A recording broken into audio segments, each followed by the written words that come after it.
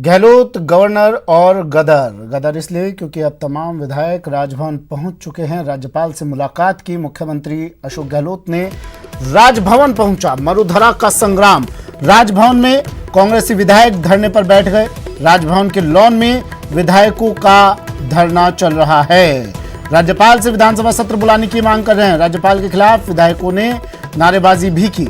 राज्यपाल से सीएम गहलोत ने चर्चा की, बातचीत की और राज्यपाल ने इसके बाद विधायकों से भी मुलाकात की। राजभवन की ओर से कई सवाल पूछे गए। पूछा गया जुलाई में क्यों बुलाया जाए विधानसभा सत्र। पूछा गया कि किस मुद्दे पर विधानसभा में चर्चा करनी है। पूछा गया कि कोरोना काल में ऐसी क्या जरूरत है सत्र बुलाने की।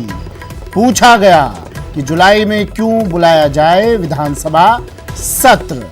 और इस बीच खबर ये कि राजभवन में कांग्रेसी विधायक धरने पर बैठ गए हैं। बड़ी खबर और पूरे सियासी संग्राम पर ताजा अपडेट।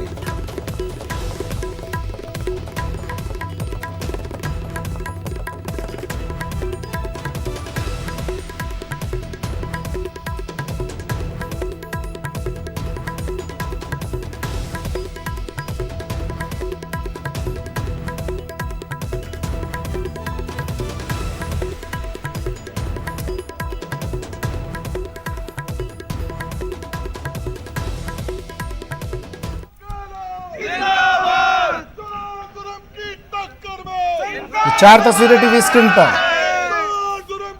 सत्र क्यों नहीं बुलाते, ये विधायक पूछ रहे हैं।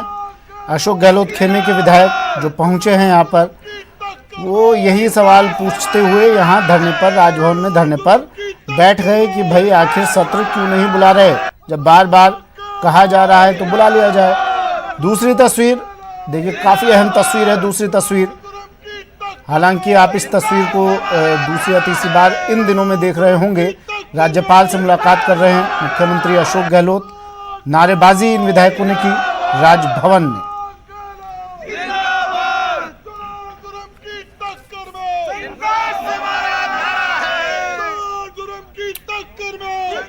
और इस बीच रणदीप सुरजेवाला ने ट्वीट किया, लिखा कि मध्य प्रदेश में फ्लोर टेस्ट की जल्दी थी क्योंकि विधायक बीजेपी के कब्जे में थे।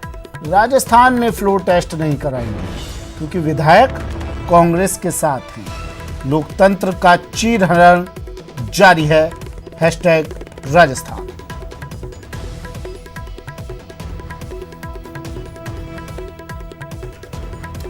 साथ ही उन्होंने ये भी लिखा कि गुंडागर्दी भाजपा कर रही है। क्या गवर्नर आर्टिकल 174 में विधानसभा सत्र बुलाने से इनकार कर सकते हैं? जब कांग्रेस सरकार विधानसभा सत्र बुलाना चाहती है तो भाजपा भाग क्यों रही है?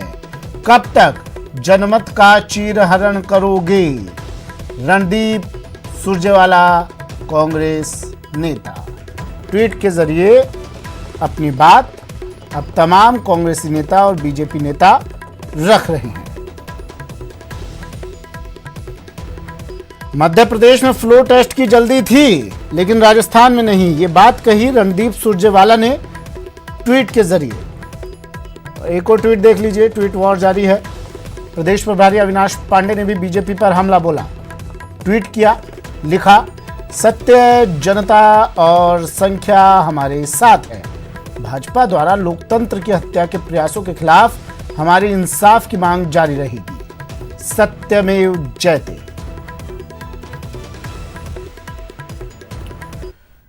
वहीं इससे पहले मुख्यमंत्री अशोक गहलोत ने राज्यपाल पर बड़ा हमला किया और उन पर केंद्र के दबाव में काम करने का आरोप लगाया।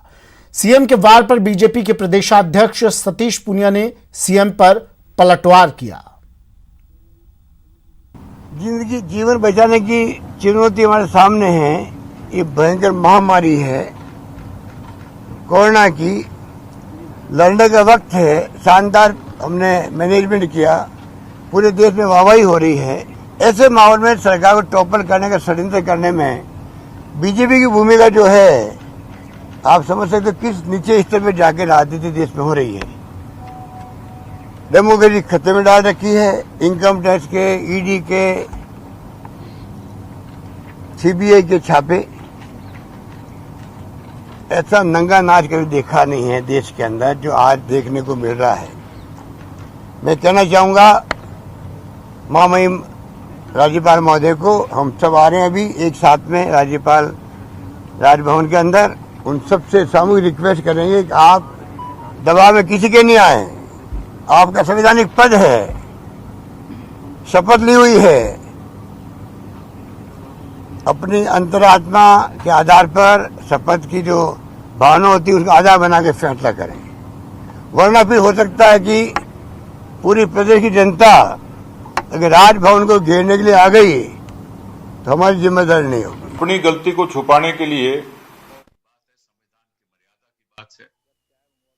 इसमें सुप्रीम कोर्ट के निर्णय भी हैं जिसमें ये साफ कहा गया है कि गवर्नर इस बात में देरी नहीं कर सकता जब जब भी सत्र की मांग हो।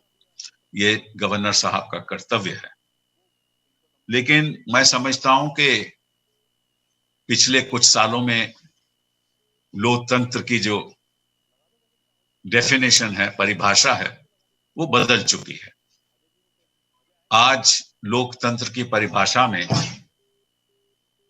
राज्यपाल सरकारों की सलाह नहीं लेंगे, कहीं और से सलाह लेंगे।